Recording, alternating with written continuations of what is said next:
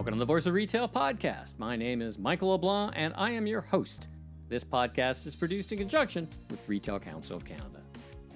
In this episode, recorded live at the RCC Retail Marketing Conference in Toronto, join me for a fast-paced discussion with John Fanous, Head of Industry eCommerce and Omni-Channel Retail, Google.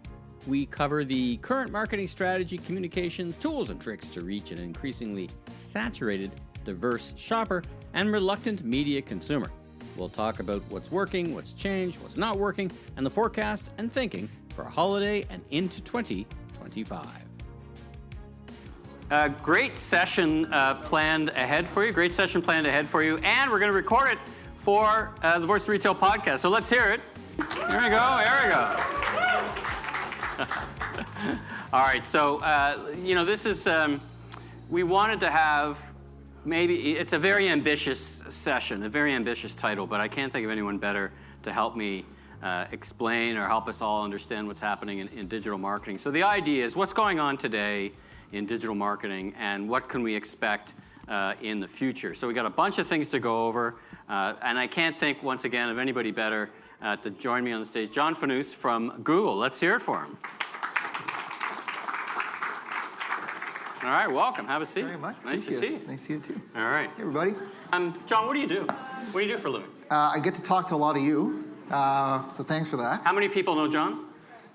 Yeah, a few. Smattering. Okay. Yeah, thanks for admitting it. Yeah. Okay. So I lead our Omni-Channel Retail team here in Canada. So I manage a team that basically works on YouTube, search, display, native, technology, that kind of good stuff. And measurement, yeah. And your background, you're not a technologist. You're a retail advertising media expert, right? You before Google, at Google, that's where you live, right? Yep, that's true.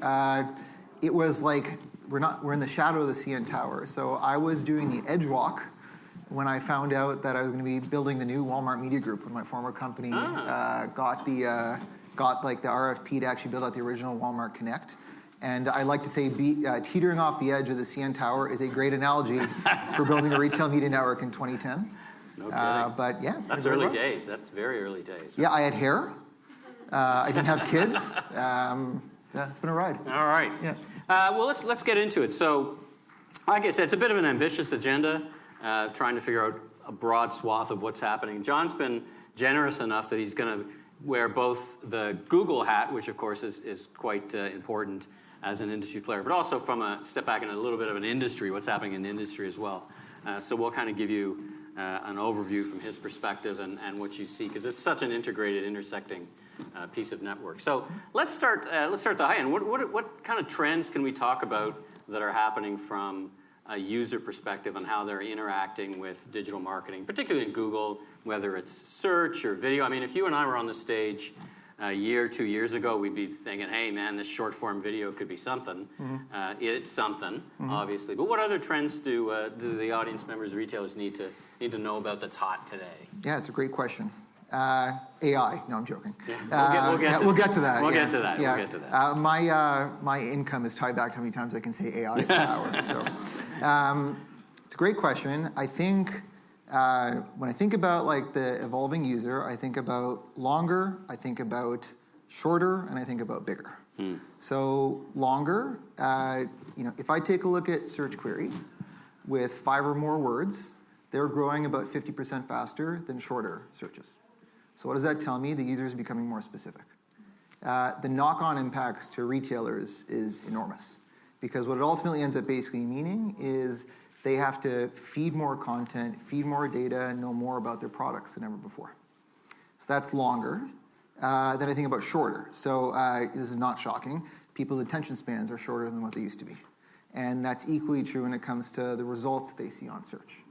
So what used to happen was someone would do a search for a particular problem they were facing, a particular SKU they were looking to shop.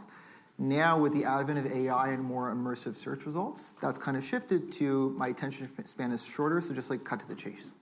So, instead of searches, give me a solution kind of thing. And that's a fundamental shift, again, for a lot of retailers. And it's a fundamental challenge for Google as well. And then the third one, so you've got longer, you've got shorter, and then you've got bigger. And the bigger is more and more people are moving away from SKU queries towards project queries. So, if I take a look, a lot of our retailers are in the home space. So searches for like deck screws are increasing year on year. Searches for how to build a deck are increasing 5 times faster. Really? Yeah. So, we see that consistently. People are searching for diapers more and Huggies more and How to Pampers make more. a baby? Or How to make it, well, we don't count incognito mode related stuff, yeah. But searches for like, I think about this myself, like searches for like how to make sure my kid is like healthy and safe are actually increasing even faster. Interesting. So it's interesting in that like searches and users, because ultimately searches are just a reflection of how we choose to live. Sure. They're evolving. And that's why I always kind of go back to this idea of like the queries are getting longer, the queries are getting shorter attention spans, and the sort of upside from a commercial standpoint is getting bigger. Now, when you say searching on and typing in, again, a couple of years ago, we would say the Google landing page, but now I often search within YouTube as where I go to find even project stuff. Talk about that a little bit. I think about the fact that if I take a look at like the top 10 types of searches in video content viewed on YouTube, the stuff that retailers care about are all over those top 10 queries. So when you think about like project-based shopping, when we think about a less commoditized, less transactional shopper, I think that's who we find on YouTube. What we also recognize is like YouTube's an ecosystem. So that ecosystem is obviously the user, and then there's content creators. And I think what we're starting to see more and more because of AI is the ability for retailers to turn around and say, I want to integrate my products, my shopping feeds, so that if an influencer or a content creator is talking about my item or good, I want to make sure my item or good is like visible on that landing page. Oh, interesting. So that it's sort of a seamless shopping experience. So again, it kind of goes back to this idea of like shorter attention spans and elevated expectations. Let's talk about how that's an interesting kind of thread. I wanted to follow up a little bit about consumer in terms of the ROI that retailers can expect from search and from the behavior. Is it up, down, or sideways? I mean, there's a lot going on. Yep. The sites are very busy. There's a lot of content. There's video being served. There's all kinds of different content and product images. How is the consumer reacting to the platform? Sure. So it's an interesting thing. I get to say something really nice, which is like ROI is up, but I don't get to like credit for it or take credit for it, or at least not full credit for it.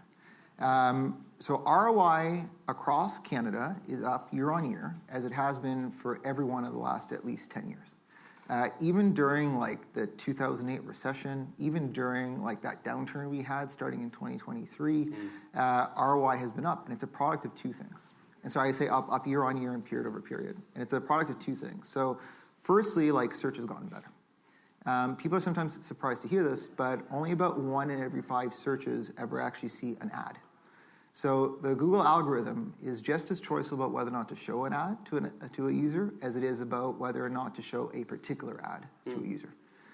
And as a result, like because we're choiceful on what counts as like a commercial or like ad-enabled search, that creates like an interesting sort of boom for advertisers. If I shift over, though, it's because of the work of all of you and all of you who've got like e-commerce platforms. Websites in Canada that are e-commerce enabled are doing a better job of converting, both in terms of conversion rate percentage and average order value. So when you build it together, if you've got a better, more choiceful ad product, and you've got a better at converting website, you suddenly get a scenario in which you see this amplification. Now that's being peppered in with more people searching for things every single year. And then also the nature of how they're searching is changing. So, I started at Google back in tail end of 2015. I was a customer of Google's prior with Walmart. And one of the things I always appreciated was I as the advertiser, as the retailer, my hands were on the lever. So I could decide what was working or not working. I find that is more true today than what it was in the past, even with the introduction of AI and automation and all those kinds of good things. The other thing I'll also just say is when people think Google, they think search.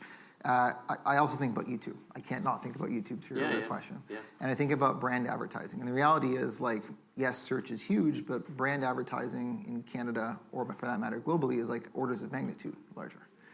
And what I think is, I'm going to use like a bit of a dismissive term, but it's not meant to be snide or anything like that. Brand marketing for a long time was kind of like faith-based marketing. It was like I put up a billboard, I think it produced a result. And what digital did was move, I think, in particular retailers first away from faith-based marketing or trust me marketing to data-based marketing. I think that's good. I think the more we apply, I'm going to say something really uncontroversial, the more we apply data and math to the things that we do as retailers, the better the outcome. So, what we've seen is more and more retailers, more and more advertisers, but more and more retailers first, have been shifting their brand marketing spend towards a data-based outcome. So that basically means anchoring towards something that matters to the business beyond I put up a billboard and I think something positive happened. And I think that's a really, really good thing. If I was a marketer, which I was, and I was buying a billboard, I bought it based on things, right? Not necessarily the outcome, but I knew X number of people in a certain neighborhood would see my message, or at least would have a chance to see my message. Yep.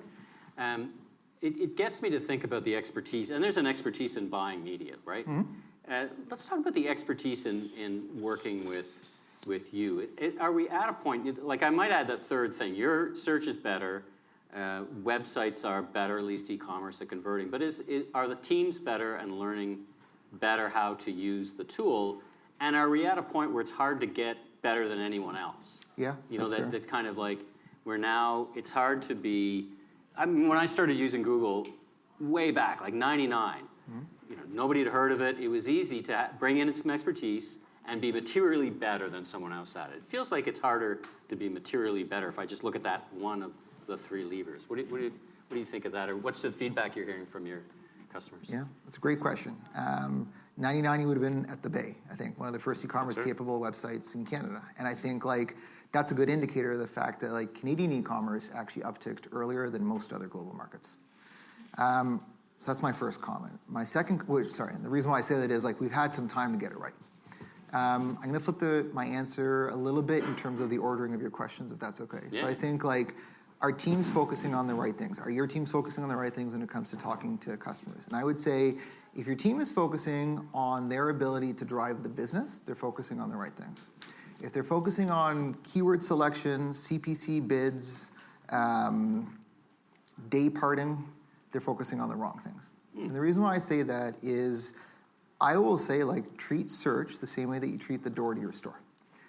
If the door to your store was blocked or not functioning optimally, every single thing else that is on your to-do list gets put to the side. And I think about search or performance marketing writ large as just that. Put it on the same level as the door to your store. Now, AI basically empowers teams to focus on business outcomes versus focusing on the minutia, which are CPCs and bids and keywords. Which are still important. I guess if we reframe the discussion as in table stakes versus differentiators. Yep. Right? And those things are always moving. What used to be a differentiator becomes a table stake. Yep. Which is how I think about expertise around search and all its moving parts. Does that sound familiar too? You've got to be able to do these things, but you won't gain advantage from them. Correct. But what it sounds like what you're saying is if you think about it at this level, that can be a differentiator potentially for you as a retailer. Yeah.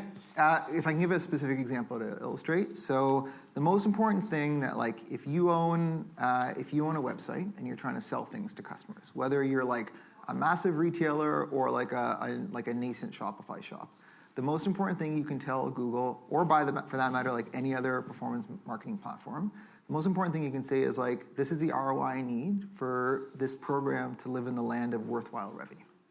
And then let the system analyze your website, understand your product portfolio, and make a lot of the table stake decisions on your behalf. I always think performance marketing for retailers lives with CMOs. I think it would equally live well with a CFO.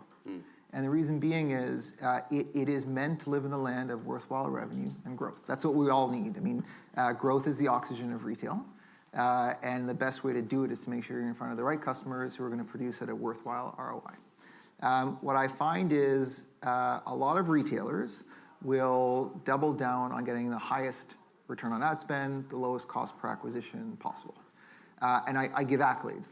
That's an important. It's like getting an A+ in gym class. It's really good.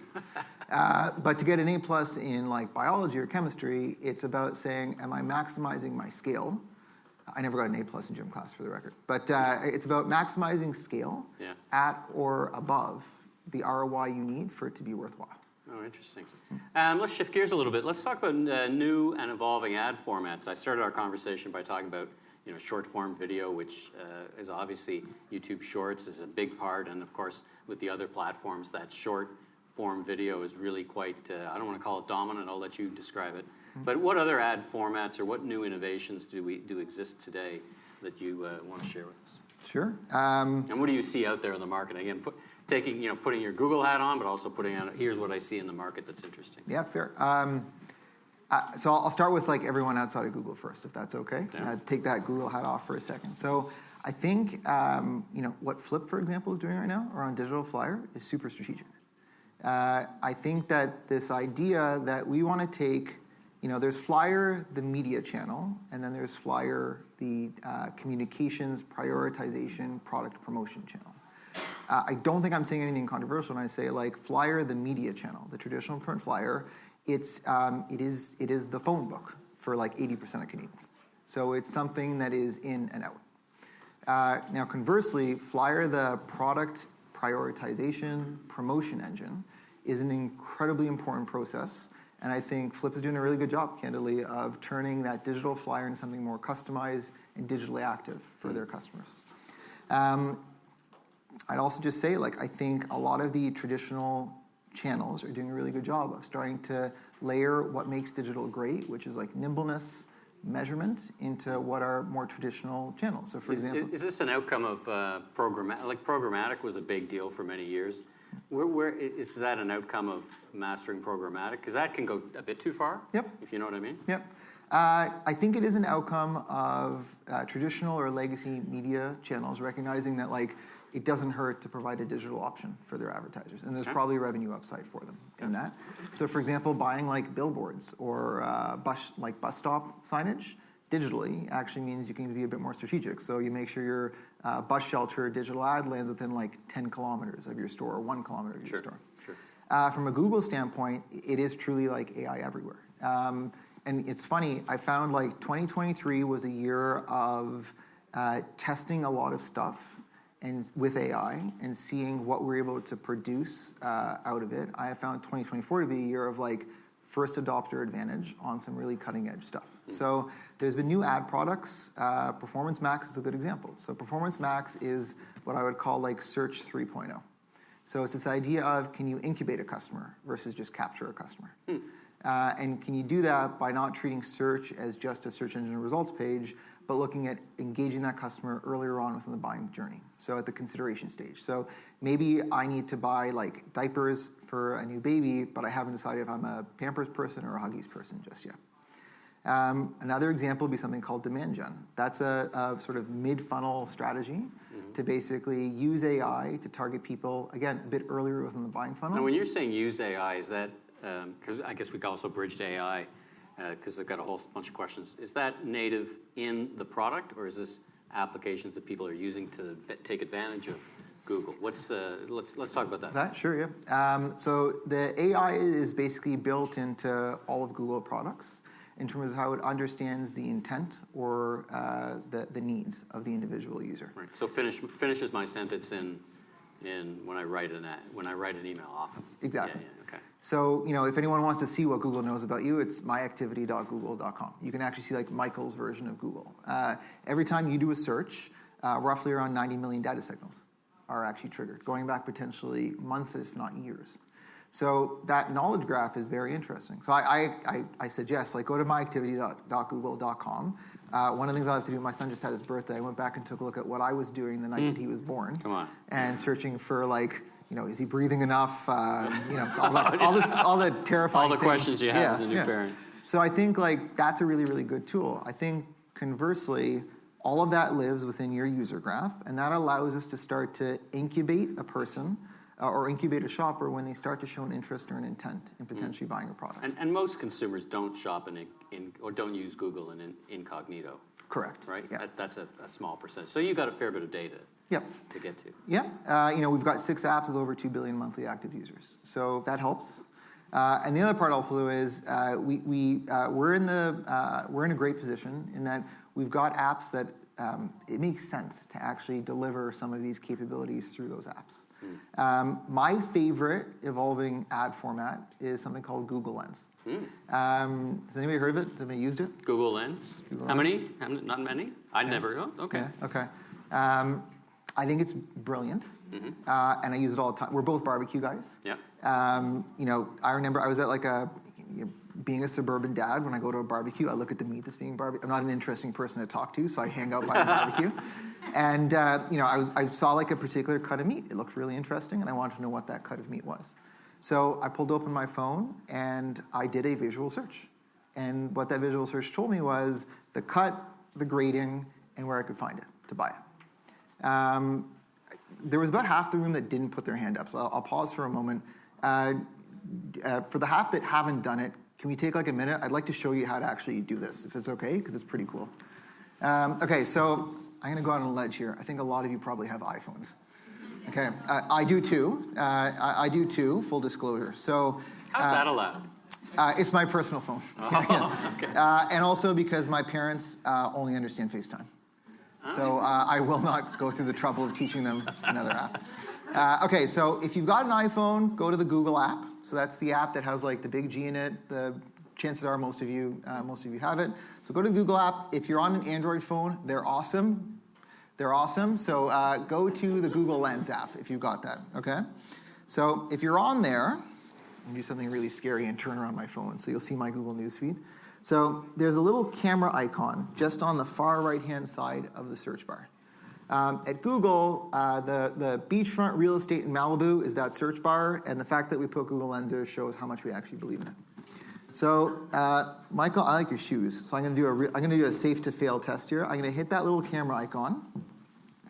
I'm going to do a visual search of your shoes. They are on running, by the way. Yeah. Now, believe it or not, I've been able to find it. So what I see is, in this case, some Amazon-related ads related to either your shoe or a similar shoe. Did everyone, okay. You're all part of roughly around 12 to 14 billion of these searches now that happen every single month. This is the fastest growing iteration of search that we have today. And what's fascinating is, because we have retailers in the room, what's fascinating is 1 out of every 4 of those searches are commercial in intent. So one in every 4 do what I just did, which is basically a search for something I have an intent to buy, which for retailers is particularly important. So on those search results, we saw all Amazon results. What's your advice to retailers in the room to participate in that huge opportunity? Is there anything they need to do differently than they would today? Is there some recalibration? Should they focus more time on that, or does it all just come with the overall efforts that they put in on their sites and all the stuff you've been talking about? Yep. So the good news is it doesn't require any additional work, but it requires you to do what you've already been doing even better and more conclusive. So I'll flesh that out for a sec. Anyone who has a website and sells products likely has a shopping feed. That is called a bunch of different things. It's got a branding problem, and basically it's called like a product listing feed. It's called a shopping feed. It's called a catalog. It's the stuff that you sell on your website with a product information page. I'm not prone to hyperbole, but the most important thing that you can tell Google is your shopping feed.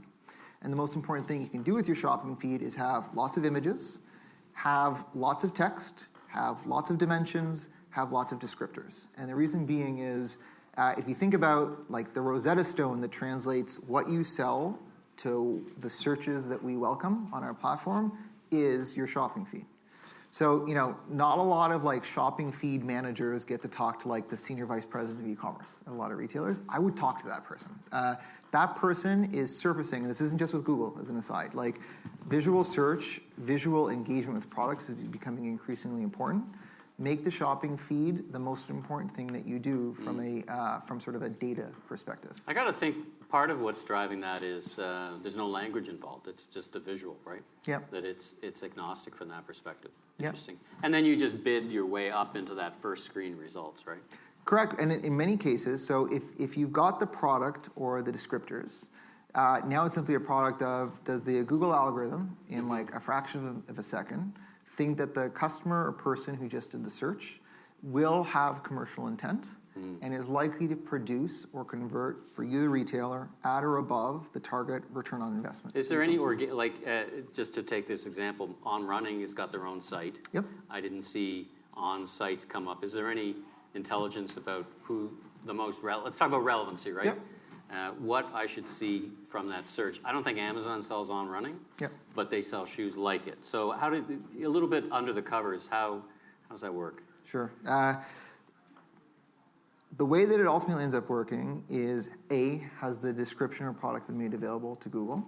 Secondly, it's a product of conversion rates, average order values, all that sort of thing. That's from an ads perspective. So if you're not in the running, you're not in the game. Is it running? Very good. I like the way you connected those dots. Yeah. Is it in general or for that product? For that product. For that product. Yeah. Okay. And another example is, with text search, if you had two people, again, we're barbecue folks, so I'll use this analogy. So let's just say we both take the same Google Lens photo of like a Weber barbecue. But Google knows that you are a propane shopper and I'm a natural gas user for barbecues. The version that you see will be biased towards the kind of way that you like, the kind of fuel you like to use within your barbecue, and the version that I see will be reflective of the way I like to barbecue. So I think the reality is, like, if two people do the same Google Lens search, chances are you're both not going to see the identical result. The other aspect is there is a mix of both paid ads as well as organic. So, as has always been the case with Google, we believe that a robust and complete set of options is important for the end user. So making sure that we're sort of creating like a bespoke experience that's relevant to how they like to shop and how they like to consume is equally important. I want to just circle back a little bit on AI because I wanted to ask less about what you've been very articulate about what the platform does, but I want to know what best practices is for the retailers and their teams in using AI. I've seen and talked to retailers who are using it for product descriptions and routine task automation. What's the best practices you're seeing amongst the retail teams to use AI to work with you or other platforms? Okay. I can answer in two ways. One's going to be interesting, the other one is going to be more like relevant, I think. So, I'll choose option C. Okay, yeah. So the more like practical one is we're seeing it used sort of from two different lenses. So the first one is like as leaders within your respective organizations, how is it being used as a catalyst for faster progress within the organization? And the other one is to just talk better with customers. So from an organizational standpoint, one of the things that we do is Google's generative AI is called Gemini. We have the ability to build a personality on top of Gemini. So I get the chance to meet with like really awesome CEOs of some of the largest retailers in Canada. I now have a version of our generative AI that's a reflection of the personality and life experience of each one of the CEOs I get the chance to talk to and CMOs. So you've created a digital twin of CEOs. Correct. So I get the chance to, before I go in for like an hour-long breakfast meeting, to essentially like pre-vet what I'm about to say and see, if we've got a presentation that my team's about to provide, I get to actually upload the presentation and see it react to it. Now, it's not 100% accurate, obviously, and it's biased towards my description of that person or the articles they have live online about them or the podcast. I love your podcast because I can upload the podcast too. But I'm happy to improve your sales process. Yeah. How many people know this exists? My own team sometimes doesn't use this, I'll just say. So, this is a little bit of pushing water up a hill, where just trying to get people to be aware. Do they use it on you, like the ones who do? They do, actually. So this is a true story. My team created a version of me, and they do their performance reviews with the AI version of me. Yeah. Come on. I swear on my life. We're in a simulation now. Yeah. But the funny part is they tell me. So they'll show me it after we do our performance review, and they'll show what the AI version of me said.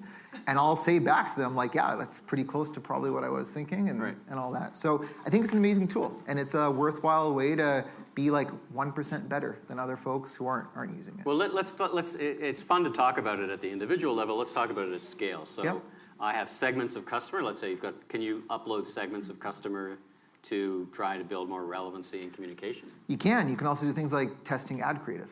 So, for example, you can tell Gemini, you can tell it imagine a group of 100 Canadians who live in Canmore, Alberta. These are the demographics and psychographics, and pretend that you're a focus group. Here's 4 ad creatives. Which one do you think that they would respond to the best? So you would load up all your segmentation data, whatever research you had on this cluster or a segment, and it would kind of model what the potential response would be. Correct. And if it can't do it well, it won't do it. So that's the thing And are retailers today doing this in Canada? In some cases, yeah. And I would say, like, I always said, like, marketers were the first folks to use AI within retailers. They just often didn't know it. So, like, a lot of the capabilities they were using, like, search has been AI-driven for, like, 20 years. Sure. So that's always been sort of part and parcel. But I think, like, merchandisers are now starting to understand the ability of, like, AI to allow them to be more predictive around products, SKUs, all that kind of good stuff. From a customer standpoint, what we're seeing more and more is, like, your shoppers are using AI often more than the retailers even are right now. One example I love is, contractors and pros are a really important customer cohort for a lot of DIY and home retailers across Canada. They spend more than the average, and they come in more often than the others. What's fascinating is, like, contractors and pros are using generative AI to do more things smarter and faster. So as an example, if you talk to a pro dealing with local building codes, it's terrible. You've got, like, a myriad of restrictions that are in place, and if you screw up your first inspection, you're basically waiting potentially, like, months before you can close off your project. Sure. So we're now seeing examples of contractors who will take a photo of the job site, upload it into Gemini, and say, what do I need to do to pass code in this jurisdiction? And not only are they getting a list of all the ways that it's going to break code, they're also getting a list of all the products they need to buy. And by the way, you can go to homedepot.ca or rona.ca or canadiantire.ca and buy it in one click. So I think, like, that to me is a very interesting example of how customers are using this. Now, I mentioned there's be one sort of, like, more interesting way. I asked Gemini, so as part of my prep for this, I asked Gemini how you all should use AI. So I'm gonna break a rule here. I'm gonna look down on my phone. I'm gonna read Gemini's response, which was basically unlock deeper insights, personalize the shopping experience, understand customer preferences, and deliver highly targeted recommendations. Number 2, you should use me to optimize pricing strategies, analyze market trends, competitor pricing, and customer behaviors to develop dynamic pricing models that maximize revenue. Number 3, streamline supply chains, forecast demand more accurately, optimize inventory levels, yada, yada. And then number 4, enhance marketing campaigns. Identify the most effective marketing channels and then automatically target the right audiences to produce the maximum amount of revenue. Then talks about a collaborative tool for innovation and the future of retail is here. So I thought it was interesting. The last thing it also said was, don't focus on doing more with fewer people, but focus on how AI will allow the people you've already got to do 30 to 50% more. Oh, that's interesting. And I think that's a really interesting, like, phase in the way we often think. People tend to anchor to, like, the concern that, like, jobs go away with AI. And the reality is we probably need the same number of people we had before, if not more. But what happens if the folks on your team are able to do 30% more or 40% more from an output? I've heard that in two different dimensions. One... that was on an Android phone, for the record, so it's a great experience. Sorry. Like how you got two phones. Yeah. And I mentioned this to the stage earlier today, the Scott Galloway's great quote that AI is not going to take your job, but someone using AI will take your job. And the other way I think of it positively is it kind of levels up skills. So you've got a creative director that's great. Not everybody can be a great creative director, but more junior creative directors can actually, act like a more advanced creative director, right? Yeah. Those kind of things. Yeah, I mean, I think you mentioned the word creative there, and that's something I think about a lot so far as AI is concerned. We have an influx of new people coming to Canada, and trying to engage them in an authentic, deliberate, and personalized way can be really tough. One of the things that we've been seeing is, whether it's in podcasting, in video creation, in audio ads, is the ability to leverage AI to not only redub what you're hearing, but also, like, it's funny, like, you can say one thing twice, but very differently based upon, like, your facial expression, your tone, that sort of thing. So successful AI-based dubbing now isn't just, like, the audio that you hear, it's also altering the way that the person's mouth and face reacts to what they're saying, so that it's actually emotionally and tone consistent. So hold on. So I can put up a video, let's say it's a barbecuing video, in English. Yep. And then put it into this tool, and it will give me it in Hindi or French, and Gemini will do that. So retailers can take their creative and now, at least do a little bit towards getting after that. That's interesting. Yeah. Kind of time, we could have this for hours. But I did want to get a lot of the retailers in the room, and all of us really shop omni-channel, right? So they're shopping cross-channel, and attribution riddle was one of those. I'm not sure it's quite solved, but I think we're getting there. Talk about what Google is doing with this kind of cross-channel, omni-channel understanding of consumer behavior. Sure. When I think about Omni, and I think about it a lot because it's in my title, when I think about Omni, I think about like 3 yeses that a retailer has to eventually say yes to. And I say they have to say yes to it, not because it's something that I believe in, but because the customer is forcing, the shopper is forcing the omni-channel reality on retailers. So the first question that they need to say yes to is like, do you believe that digital impacts stores? The answer is always yes. Like that's an easy layup for everyone to basically acknowledge and agree to. The second one, we see probably around like a 60 to 70% drop-off rate in terms of our yeses, which is basically, will you have like the measurement infrastructure in place to understand if someone goes online and then they go in store to make a purchase, is there any connection point between those two things in a like dynamic, reported, measured way? Google's made a massive investment in basically helping retailers to do just that. So whether it's store visits reporting, store visits reporting basically allows a retailer to understand, and only a retailer for the most part, to understand if someone started a search or watched a YouTube video or engaged with it, and then went into one of that retailer's physical stores across the country with a ton of data that goes along with it. All the way to the ability for a retailer to upload store receipt data, e-receipt data, loyalty data, and then we can start to actually see like individual but anonymized transactions that happen in store, and then the search that actually triggered them online. That measurement infrastructure, store visits is available to every retailer with like just enough to make it privacy passable, enough store visits within the system to actually matter. That other piece around like e-receipt, transaction information, yada yada, sorry, I shouldn't say yada yada, like all of that incredible stuff. People spend their careers building this. Yada yada. All of that, like not a lot of retailers have taken advantage of it just yet in Canada. It's very much so more widespread in the U.S. Let's hang on that for a little bit. So when you think of best practices, is there a retailer, and let's think about one in the U.S. Yep. Is there a retailer that stands out in your mind that the folks in the room could look at and say, sure, they're a pretty good benchmark?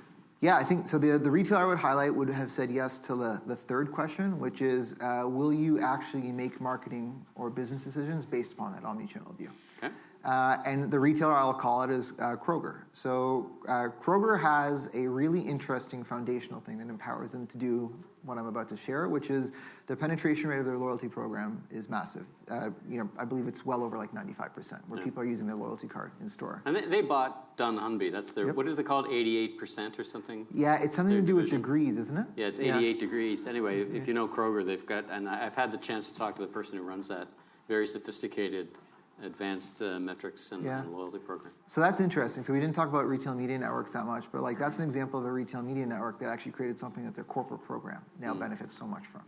And I think that's a symbiotic relationship where we're seeing these like ad solutions that live within retailers suddenly making the retailers themselves better when it comes to talking to customers. But everybody in the room, if they don't, they should look at Kroger at least from the outside in, or maybe find a case study or something. Not a bad way to benchmark themselves. Totally agree. Kroger Precision Marketing is like a good thing to Google. I don't work with them, so I view this from like a outsider's perspective. But I think like the fact that they're able to leverage their loyalty program and then tie together like in-store transactions to an online fingerprint. Many in the room would have a loyalty program of some way, shape, or form, coalition or whatever, right? Yeah. And then in the time left, let's talk a little bit about some new developments. Cookies. Let's talk about cookies and Google. Where are we at, and what's the future now? Has anybody heard about cookies and our journey? Yeah. Okay, so where to start? So first off, like it's a journey. I think I have to say that it's a journey. What I would say is that what we announced earlier this year was a realization that there's a really important group of folks. There's users and there's also advertisers, and finding a solution that works for both is extremely important. Cookies aren't necessarily going away, but the way we're going to use them is going to be fundamentally changed. The privacy sandbox, all those APIs that Google worked with each of you to develop, they are resilient. And their ability to create like long-term safe solutions to leverage your first-party data remain exactly as is. Now, conversely, we think that choice is good for users. That's always been at the heart of a lot of what Google does. So the ability for Chrome to provide options to users to customize how their sort of role in the data journey is concerned, that's what's different. That's what's changing, and that's what's coming to the US, to Canada, to every single market. Yeah. Now, what I will also say is like what has not changed and what's actually become more important is the value of first-party data. So I get to speak to an audience of retailers, and the reality is like your first-party data is resilient and more important than ever. So how you choose to guard that, how you choose to use that, how you choose to grow that has never been more important. Here's what I know when a retailer uses their first-party data. Their engagement rate goes up because they're talking to a better customer in a better way. Their incrementality rate goes up because they're talking to people who look like and behave and want things similar to their existing customers. And then number 3, their ROI goes up, which means that their scale goes up. And growth is the oxygen for retail. So what I would say is like, at first and last glance, how you choose to actually leverage your first-party data, how you choose to upload it and use it in every major digital platform, especially ours, will allow you to have a bigger and better program. And the last thing I'll also just say is, if you have a retail media offering, you have water in the desert for a lot of your vendors. So how you choose to overlay that into the offerings that you provide to your vendors has never been more important. And I would make that the first part of the story with vendors. Listen, this has just been fascinating. Time just flew by. I wanted to thank you for coming and joining us here at Retail Council of Canada's Retail Marketing Conference. It was a real treat. You and I have talked before. We'd never met. Now, if folks in the room who may not know you want to get in touch with you, how do they do that? Fanous at google.com. So JFAN. They can Google you. Yeah, they can find me. Yeah, I own johnfanous.com. I did that a long time ago. Are you a LinkedIn kind of guy? I am on LinkedIn. I'm terrible with responding. Okay. But I will. That's not. That's normal. Yeah. If I could figure out a way for Gemini to respond to my messages, that'd be much better. Yeah. There you go. Now you're crossing platforms, though. Yeah, exactly. But I also work at 65 King East, so swing by. We got a nice office. The coffee's good, so swing by if you ever want to chat. Well, fantastic. Well, let's hear it for John. Thanks a lot for joining me. Great. Thank you very much. Thanks, everybody. Thank you. Thanks for tuning into this episode of The Voice of Retail. If you haven't already, follow on your favorite podcast platform so new episodes will land automatically each week. And be sure and check out my other retail industry media properties, the Remarkable Retail Podcast with Steve Dennis and the Global eCommerce Leaders Podcast. I'm your host, Michael Blanc, Senior Retail Advisor, Keynote Speaker. If you want more content or chat, follow me on LinkedIn. Safe travels, everyone.